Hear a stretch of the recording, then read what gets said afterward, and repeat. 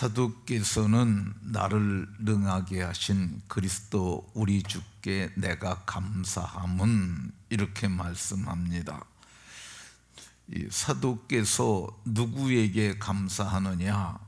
그리스도 예수 우리 주께 감사한다고 말씀하고 있습니다. 감사의 대상을 그리스도 예수 우리 주라고 얘기를 합니다.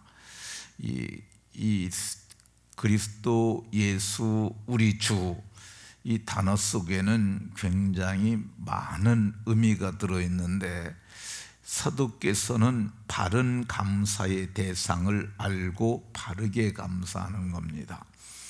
그리스도라 하면은 이 기름 부음을 받은 자라는 그런 뜻이 있습니다. 근데 기름 부음을 받는 그룹이 세 그룹이 있는데 왕이 있고 제사장이 있고 선지자들이 기름 부음을 받습니다.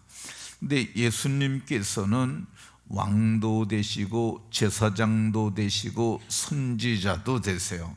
그래서 이거를 좀 어려운 말로 그리스도의 삼중직이라고 이렇게 얘기를 합니다. 그러니까 예수님께서는 삼중직을 가지신 왕도 되시고 제사장도 되시고 선지자도 되시는 그리스도께 감사했던 것 볼 수가 있습니다. 우리도 그리스도께 감사한다 할 적에는 그 삼중직을 가지신 그분께 감사해야 합니다. 그 이유는 우리에게도 삼중직을 주셨기 때문에 그렇습니다. 우리가 예수님을 믿으면 기름 부음이 너희 안에 거하시나니 요한서신에 그렇게 말씀하시는데 우리에게도 그런 은혜를 베풀어 주셨으니 우리가 그리스도 우리 주께 감사하는 것이 마땅한 줄로 믿으시기 바랍니다. 이 바울 사도는 두 번째 예수님께 감사한다고 얘기를 합니다. 예수는 태어나기 전에 이미 우리에게 주신 이름이에요. 그러니까 예수라는 뜻은 자기 백성을 저희 죄에서 구원할 자이라는 구원할 자라는 구원자라는 의미가 들어 있습니다. 그러니까 예수님이 구원자세요. 그분께서 어떻게 구원하셨느냐? 자기 피로 영원한 속죄를 이루셔서 누구든지 믿기만 하면 영원한 구원을 얻도록 은혜를 베풀어 주셨어요. 그러니까 사도는 감사할 때 나를 구원하신 그분께 감사하는 거야. 그러니까 우리도 감사를 할 때 나를 구원하신 그분께 감사함이 마땅한 줄로 믿으시기 바랍니다. 세 번째, 바울 사도는 주님께 감사한다고, 주께 감사한다고 그러는데 이 주라는 말이 주인이라는 뜻이에요. 당시 주라고 그러면은 그 시대의 주인은 로마 황제가 주였어요. 로마 황제를 주라고 불렀는데 바울 사도는 그 로마 황제를 주라고 하지 아니하고 예수님을 주라고 얘기를 해요. 그러니까 예수님이 주라는 말은 주인이라는 뜻이에요. 그분께서는 이 모든 세상을 지으셨고, 그리고 빌립보서 2장에 보면 예수님께서 완전한 복종으로 완전한 구원을 주셨으므로 예수님에게 뛰어난 이름을 주셨고 그에게 만물을 그의 손에 주셨다고 얘기를 하고 있어요. 그러니까 이 세상 천지 만물의 모든 것의 주인은 주님이세요. 그분이 주인인 거야. 그러니까 우리가 누구에게 감사해야 되느냐? 주인에게 감사해야 합니다. 그러니까 바울 사도는 이 만물의 주인 되시고 그리고 우리의 또 주인이 되세요. 그러니까 우리가 독자적으로 존재하는 것 같지만은 우리는 소속이 있는데 우리는 모두 주께 속한 자야. 근데 우리가 왜 그리스도 예수가 우리의 주인이 되냐? 그분이 십자가에서 자기 피로 우리를 사서 하나님께 들으셨다고 말씀하세요. 우리를 피로 값주고 샀다고 그러잖아요. 자기 피로 예수님께서 우리를 사신 거야. 그러니까 우리는 이 주께 팔린 몸이라고 할 수 있어요. 그래서 너희는 죄의 종이 되지 말라, 이렇게 말하는 겁니다. 그러니까 바울 사도는 감사의 대상을 명료하게 알고 그리스도 예수 우리 주께 감사했는데, 우리도 그리스도 예수 우리 주께 감사하는 복된 분들이 다 되시기를 예수 그리스도의 이름으로 축원합니다. 그럼 바울 사도는 어떻게 그렇게 감사했느냐? 오늘 성경을 보면 이 나를 능하게, 무엇을 감사했느냐 하면 나를 능하게 하신 그것을 감사했어요. 나를 능하게 하셨다는 말은 내가 능력 있는 사람이 되게 하셨다는 거야. 우리가 어느 좋은 회사에만 들어가도 우리가 거기 들어가게 해주신 분에게 감사하잖아요. 근데 바울 사도는 인간 자체를 능력 있는 그런 사람으로 만들어 주셨어요. 그러니까 나를 능하게 하신, 여러분들을 능하게 하셨다면 그분께 감사해야 되지 않겠습니까? 어떻게 주님께서 능하게 하셨느냐? 주님께서 저를 만나 주셔가지고 저에게 능력의 덧입힘을 허락하셨어요. 이 바울 사도가 예수님을 만나기 전에는 여기 13절에 말합니다. 내가 전에는 비방자요 박해자요 폭행자였다고. 그러니까 비방은 헐뜯는 거죠. 그러니까 자기가 보기에 예수를 추종하는 세력들은 다 이단자들이에요. 그러니까 이 연병 같아서 나사렛 이단의 괴수, 또 연병을 퍼뜨리는 사람들, 이렇게 말했어요. 그래서 그는 이 하나님께 대한 열심이 뭐냐? 저들을 박해하는 것이 맞다고 생각을 했어요.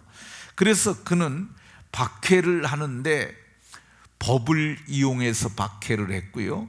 그리고 폭력을 사용해서, 오늘 여기도 그러잖아요. 내가 폭행자였으나, 그래서 이 스데반을 쳐 죽일 때 가편 투표를 했고 자기 옷을 벗어서 자기가 증인이라고 거짓 증언도 했고, 그리고 돌로 쳐서 죽이는데 그가 가담하기도 했어요.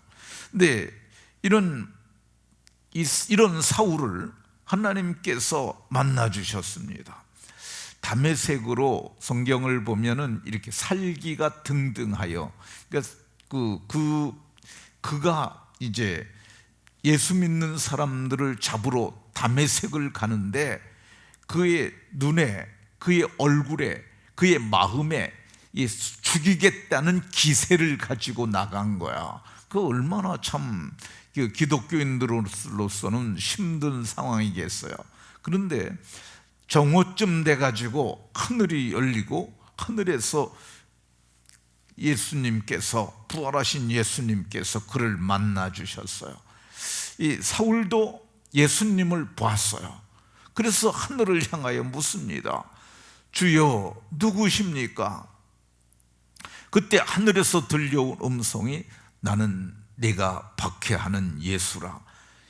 예수님이 하늘에서 분명히 자기 정체를 밝혀주셨어요. 그때 하늘의 영광을 본 그가 두 눈에 비늘 같은 것이 덮여서 스스로 갈 길을 못 찾으니까 사람들의 손에 이끌려서 그가 직가라는 곳에 가서 거하게 됩니다. 근데 사흘 동안, 3일 동안 먹지도 않고 마시지도 않고 보시지도 못하고, 이 사흘의 기간, 그 사흘의 기간은 이 바울 사도가 예수가 하나님의 그리스도이심을 깨닫는 시간이었어요. 우리는 기초가 우리 한국 사람들은 유대인들에 비해서 성경적 기초가 없는 사람이에요. 목사 집안에 태어났다 할지라도 그런 교육을 받을 수도 없고 받지도 못했고 그렇게 알지도 못해요. 근데 바울 사도는 자기 자신을 말할 때 내가 바리새인의 아들이요 또 바리새인이라고 그래요. 바리새인들은 열심히 예수님 믿는 사람들이에요. 그런데 그가 열심으로는 박해를 할 정도로 열심을 했고, 그리고 그가 가말리엘이라고 하는 그 가말리엘의 문화생에 대해서 공부를 했어요. 그러니까 바울 사도는 길리기아 다소 사람이야. 다소, 지금의 투르기에 터키죠. 터키 아랫부분에 해변가에 있는 도시였는데 적지 않은 도시였어요. 그게 전해오는 이야기에 의하면은 아버지는 길리기아 다소성의 부시장이었고, 그 길리기아 다소는 이 세계 3대 도시, 3대 교육 도시 중에 그 시대의 하나였다고 그래요. 교육열이 열 높은 곳이죠. 그런데 아버지가 이 사울을 죄를 유력한 사람으로 만들려면 가말리엘에게 보내야 된다. 그래서 가말리엘에게 보내요. 그러니까 우리나라로 얘기하면 서울대로 얘기하고 미국으로 얘기하면 하버드에 속하는 거죠. 거기 가서 그가 거기서 공부를 합니다. 그러니까 그 머릿속에는 구약 성경이 다 들어있는 거야. 모세오경, 선지서가 다 들어있는 거야. 보지도 못하고 먹지도 못하고 마시지도 않으면서 사흘 동안 내가 본 게 도대체 뭐냐? 내가 생각하기에 이 예수는 십자가에 못 박혀 죽었는데, 십자가에 못 박혀 죽었다는 것은 나무에 달려 죽은 것은 저주받은 자라는 뜻인데, 저주받은 예수가 왜 하나님 우편에 계시냐, 하늘에 계시냐, 이게 도대체 뭐냐? 사흘 만에 아나니가 와서 눈을 뜨게 합니다. 그래서 기도하고 눈에 비늘 같은 것이 벗어졌는데, 그가 이제 눈을 뜨게 되면서 그가 확연하게 깨달은 게 있습니다. 사흘 만에 깨달은 것, 예수는 하나님의 그리스도라. 하나님께서 우리를 구원하시기 위하여 왕도 되시고 제사장도 되시고 선지자도 되시는 그분을 보내셨고, 그분께서 구원을 이루신 것이라는 그 하나님의 구속의 경륜을 그 사흘 동안 깨닫습니다. 성경을 보게 되면 이 눈을 뜨게 되고 나서 며칠을 제자들과 함께, 사흘 동안 먹지도 않고 마시지도 않았으니까 초죽음이 되지 않겠어요? 그러니까 사흘 만 며칠 음식을 먹고, 성경은 즉시로 회당에 내려가서 예수는 그리스도라고 증언하였다고 이렇게 얘기를 합니다. 그러니까 바울 사도가 유력한 사람, 능력 있는 사람이 된 이유가 뭐냐? 부활하신 주님을 만났기 때문에 그렇습니다. 오늘 우리가 그리스도인으로서 유력한 사람이 되려면 부활하신 주님을 만나야 돼요. 우리가 그리스도라고 그러면은 그냥 이 이름으로만 기억하고 있는데, 정말 왕도 되시고 제사장도 되시고 선지자가 되시는 그분을 만나는 그분의 체험을 해야 합니다. 그분을 만나는 그 순간, 이게 공부를 해서 몇 년 해서 아는 것보다 한 번 만나는 게 정말 대단한 거죠. 그분을 한 번 임재나 그분의 능력이나 그분의 신비한 어떤 것을, 그러니까 그분의 속으로 들어가서 그거를 경험하는 것, 그거는 정말 대단한 거죠. 근데 성경에도 그러하지만은 우리 주변에도 그런 사람들이 있어요. 탁월한 사람들, 탁월한 능력의 사람들. 근데 그 사람들이 공부를 이렇게 하잖아요. 그냥 늘 설교가 지식만 전하는 거야. 그러니까 머리만 커지는 거죠. 그런데 하나님을 경험한 사람들은, 그 사람들은 자기가 경험한 것, 내가 만난 예수를 전하니까 그 사람들은 수많은 사람들에게 선한 능력, 선한 영향력을 끼칠 수 있습니다. 그러니까 바울 사도께서는 예수님을 만났고 예수님을 아는 알므로 말미암아 그는 유력한 자가 됐던 것을 볼 수가 있습니다. 말씀을 마치도록 하겠습니다. 우리가 능한 자가 되려면 예수님 만나는 게 절대적으로 중요합니다. 예수가 하나님의 그리스도이신 것을 깨닫는 것 아주 중요합니다. 예수가 하나님의 아들 그리스도라는 것을 명료하게 아는 순간 그 사람은 유력한 자가 됩니다.